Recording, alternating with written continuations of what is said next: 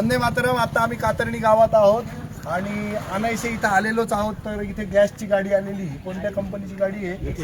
HP ची आहे, हिंदुस्तान पेट्रोलियमची. तर टाक्या आलेल्या आहेत. तर मी जनजागृती कायम करत आलेलो आहे. निर्भय महाराष्ट्र पार्टीचा प्रत्येक निर्भय वीर आणि वीरांगना ह्याच्यामध्ये कायम प्रबोधन करत आलेलो आहोत. आज आम्ही तुम्हाला शिकवणार आहेत सिलेंडर कसं खरेदी करायचं. साधा दूधवाला 1 लिटर दूध ज्या वेळेला आपल्या घरी देतो त्यावेळेला त्यांनी धार टाकावी अशी आपली प्रामाणिक इच्छा असते. साधा शर्ट घेतला तर त्याच्या लेबलवर जी काही किंमत आहे त्या किमतीप्रमाणे आणि जे काही साईज लिहिली त्या साईजप्रमाणे आम्हाला शर्ट पाहिजे असतो. टमाटे घ्यायला गेलं तर आपण 1 किलो टमाटे मोजून घेतो, 1 किलो कांदा मोजून घेतो.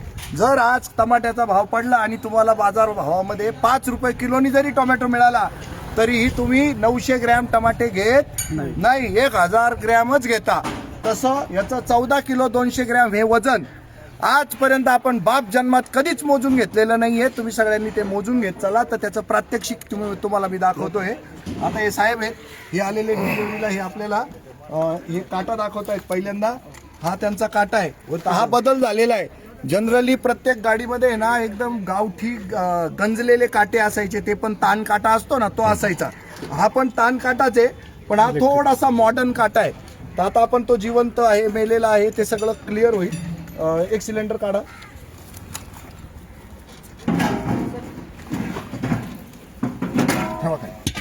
या सिलेंडरचं, रिकाम्या सिलेंडरचं वजन जे आहे ते 16 किलो आहे. हे प्रत्येकाचं सारखं नसतं. हे बघा इथं, बघा इथं 16 किलो 300 ग्रॅम आहे. इथं बघा 17 किलो 200 ग्रॅम आहे. तिकडे बघा 15 किलो 900 ग्रॅम आहे. इकडे बघा 16 किलो आहे. इकडे बघा 15 किलो 600 ग्रॅम आहे. कारण प्रत्येक टाकी बनताना एकेकाला किती लोखंड लागतं तर त्याप्रमाणे त्याचं वजन असतं. आणि याच्यामध्ये आपण ऍड काय करायचं, आता भारतामध्ये जम्मू काश्मीर पासून तर खाली कन्याकुमारी पर्यंत, लक्षद्वीप आणि तुमचे अरुणाचल प्रदेश, नंतर अंदमान निकोबार बेटा असू द्या, सगळीकडे ह्या टाकीमधला गॅस हा 14 किलो 200 ग्रॅम असतो. म्हणजे आता या टाकीमध्ये किती असलं पाहिजे वजन? ही पूर्ण जर टाकी उचलली तर किती म्हटलं पाहिजे? 30 किलो 200 ग्रॅम भरलं पाहिजे. कारण 16 किलोची रिकामी टाकी आणि त्यातल्या गॅसचं वजन 14 किलो 200 ग्रॅम. तर 30 किलो 200 ग्रॅम हे वजन जर निघालं तर यांचा कार्यक्रम एकदम ओके आहे. आणि जर नसेल तर मग चोरी होते आहे असं आपल्याला म्हणता येईल. घ्या हा मग याचा 00 दाखवा. हे बघा आता हा 00 बघा व्यवस्थित सगळ्यांनी. हा आता उचला.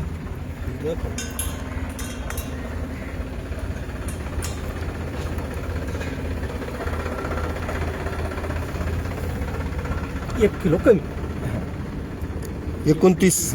आता 1 किलो 200 ग्रॅम कमी आहे. किती? 1 किलो 200 ग्रॅम. आता परत घ्या.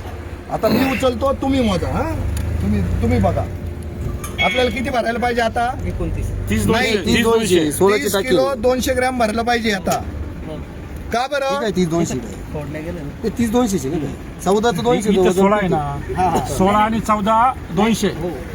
हे बघा परत सांगतो, या सिलेंडरवर जो वरचा आकडा आहे पिवळ्या अक्षरातला, हा रिकाम्या लोखंडाचा गॅसच्या सिलेंडरचा वजनाचा आकडा आहे.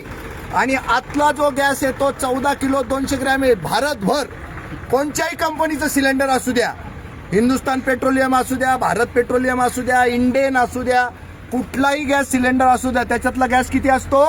14 नीट सांगा ना. 200 ग्रॅम. 14 kilo 200 gram. आणि याचं रिकामं किती आहे? 16. प्रत्येकाचं वेगळं असतंय बघा. याचं 16 300, याचं 17 आहे. हे अशा प्रमाणे त्याच्यामध्ये 14 किलो 200 ग्रॅम ऍड करायचं. आता हे 0 होतं. उन्हाच उचला सर, उन्हाचं असं त्या बाजूने हे बघा हे 0 0 करा सर. झिरो आहे सर. आला 0. हा ओके. उलटा आटवा तिकडे. बरोबर आहे का?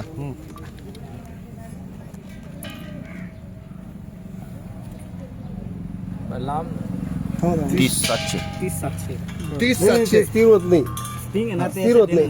कोण उचलू शकतं? मी उचलतो असं. पूर्ण अशी वासर गेली पाहिजे. स्थिर दाबून धरा थोडं जागी असं दाबून. पोटाला दाबून धरा. थांबा तू बाजू सर, थांबता तू बस. किती आहे? 30 किलो. हा ठीक तर आहे. 200 ग्रॅम ओके, काही ठीक प्रॉब्लेम आहे नाही. ठीक आहे ओके. 180. पण सगळ्यात पहिल्यांदा याच्यातला दोष काय आहे ते सांगतो. ही वजन करण्याची पद्धती अजून शुद्ध आणि सुटसुटीत आणि सोपी होणं गरजेचं आहे. आणि यांना विचारलं ना आत्ता डिलिव्हऱ्या किती झाल्या गावात? 7-8 टाके गेले. 8 टाक्या गेलेल्या आहेत. 8 पैकी एकाला तरी यांनी मोजून दिली का विचारा? एकालाही नाही. दोष यांचा नाहीये, दोष आपलाय. घेत नाही. आपण कधीच मोजून घेत नाही. आता मला ऐकणारे माझ्या पक्षाचे जेवढे लोक आहे ना, कोणीच टाकी मोजून घेत नाही. माझ्यापासून सुरुवात करायला लागेल मला. माझ्याच पक्षातले लोक टाकी मोजून घेत नाही. तुम्ही मोजून घ्या. तर तुम्हाला विनंती आहे, तुमचं हे कर्तव्य आहे. तुम्ही मोजून दिलं पाहिजे. लोकांना सवय तुम्ही लावली पाहिजे. काटा असेल जर टांगला तर लोक हा. येतील ना अटकून दाखवा. हा, मग तशीच ना पद्धत. या गाडीलाच त्याची ऍडजस्टमेंट असते. काटा लावायचा, त्याला सिलेंडर लटकवायचं आणि स्थिर झालेला काटा दाखवायचा. हीच पद्धत आहे. हे असं उचलून वगैरे नाही. इथं कंबरडे मोडलेले लोकांना त्या लशी दिलेल्या आहे कोरोनाच्या, तर लोकांचे खुबे जायले. तर अशी परिस्थिती आहे. तर सगळ्यांनी ही या पद्धतीनं टाक्या मोजून घ्यायला सुरुवात करा. वंदे मातरम. आणि पावती घ्या. याची पावती घेणं गरजेचं आहे. ठीक आहे, तुम्ही मोजून देत चला. वंदे मातरम. थँक्यू.